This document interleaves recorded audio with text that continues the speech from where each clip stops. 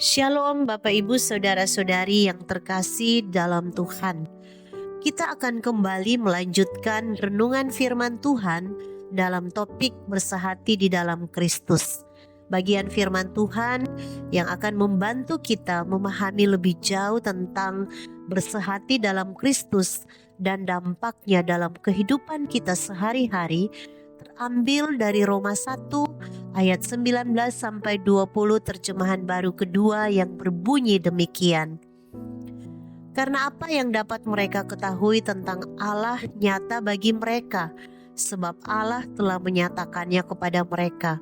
Sebab sifat-sifatnya yang tidak tampak, yaitu kekuatannya yang kekal dan keilahiannya, dapat tampak dan dipahami dari karyanya sejak dunia diciptakan, sehingga mereka tidak dapat berdalih. Bapak Ibu Saudara-saudari, tahukah kita bahwa tantangan berikutnya yang dapat kita hadapi dengan bersehati dalam Kristus adalah kita dapat memenangkan jiwa-jiwa yang belum percaya atau mungkin yang tidak percaya sama sekali kepada Tuhan. Sadarkah kita bahwa di sekitar kita, termasuk di dalam kehidupan kita bergereja, terdapat orang-orang yang kelihatan beragama dan melayani Tuhan, tetapi sebenarnya itu hanyalah sekedar aktivitas rohani saja. Mungkin orang-orang tersebut menggunakan bahasa-bahasa rohani dan istilah-istilah Kristen, tetapi tidak memiliki pemahaman yang mendalam tentang iman Kristen. Mereka berperilaku yang tidak sesuai dengan ajaran Kristen, seperti kemunafikan, kebohongan, atau perilaku yang tidak etis, lebih fokus pada kepentingan diri sendiri daripada kepentingan Tuhan dan orang lain. Mungkin dalam interaksi kita dengan mereka, kita mendapati kalau mereka tidak mau mengakui kesalahan dan bertobat ketika melakukan kesalahan, bahkan menggunakan agama untuk kepentingan pribadi, seperti memperoleh keuntungan atau kekuasaan. Semua itu berakar dari pribadi mereka yang tidak memiliki hubungan yang sehat dengan Tuhan dalam kehidupan sehari-hari, seperti mereka tidak berdoa, mereka tidak membaca Alkitab, atau bahkan mereka tidak mengikuti disiplin-disiplin rohani lainnya. Secara KTP mereka Kristen, tetapi dalam kehidupan sehari-hari mereka tidak mencerminkan Kristus. Biasanya ini disebut dengan istilah ateis praktis. Fenomena ini juga terdapat di kota Roma. Jemaat Roma bukanlah jemaat yang didirikan oleh Paulus, tetapi meskipun demikian, mereka tetap melihat Paulus sebagai rasul yang diurapi Tuhan dan meminta pertolongan dari Paulus. Oleh sebab itu, Paulus menjawab permasalahan mendasar yang mereka alami, yaitu pewahyuan Allah tentang dirinya melalui Injil. Berkaitan dengan pewahyuan atau penyataan Allah, dalam ayat 19 sampai 20 dituliskan, karena apa yang dapat mereka ketahui tentang Allah nyata bagi mereka, sebab Allah telah menyatakannya kepada mereka. Hal ini menunjukkan bahwa kebenaran tentang Allah tidak disembunyikan, tetapi justru dinyatakan secara jelas kepada manusia.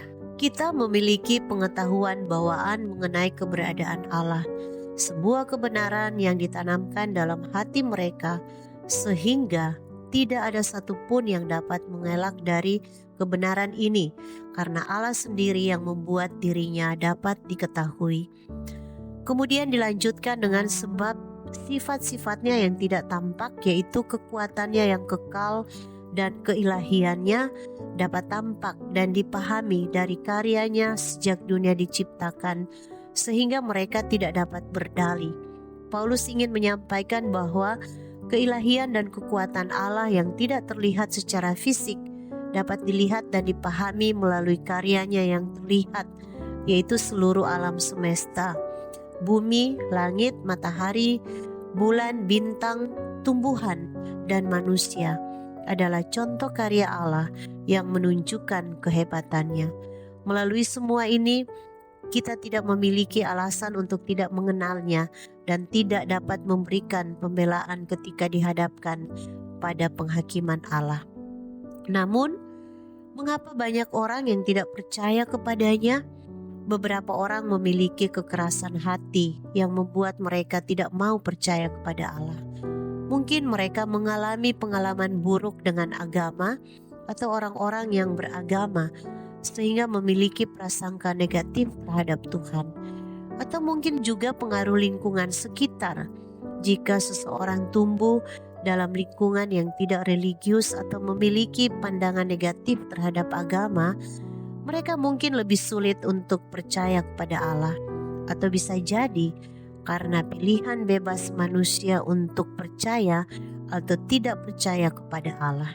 Beberapa orang mungkin memilih untuk tidak percaya karena berbagai alasan, seperti keinginan untuk hidup secara mandiri atau tidak ingin terikat dengan aturan-aturan agama, atau mungkin juga ada kemungkinan-kemungkinan yang lain yang tidak kita ketahui. Namun apapun alasannya, sebagai komunitas orang percaya, kita harus terus menjangkau mereka untuk kemuliaan Tuhan. Kita dapat melakukannya hanya ketika kita bersehati dalam Kristus untuk melakukan pekerjaannya. Pertanyaan untuk kita renungkan bersama, apakah kita mengakui keberadaan Allah? Apakah kita percaya bahwa Allah ada dan bahwa Dia adalah pencipta alam semesta? Bagaimana kita dapat menunjukkan pengakuan akan keberadaan Allah dalam kehidupan sehari-hari? Mari kita berdoa. Allah yang Maha Kuasa, pencipta alam semesta, terima kasih karena Engkau telah menyatakan diri-Mu kepada kami melalui ciptaan-Mu. Kami percaya bahwa Engkau adalah satu-satunya pencipta yang Maha Kuasa dan Maha Bijaksana. Tolonglah kami untuk mengenal-Mu melalui ciptaan-Mu, dan berilah kami kesadaran akan tanggung jawab kami sebagai ciptaan-Mu.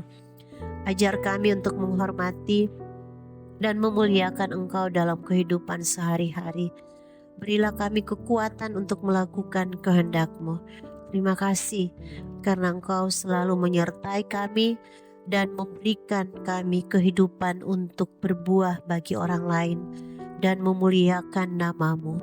Di dalam nama Tuhan Yesus kami berdoa. Amin. Demikian renungan kita bersama pada hari ini.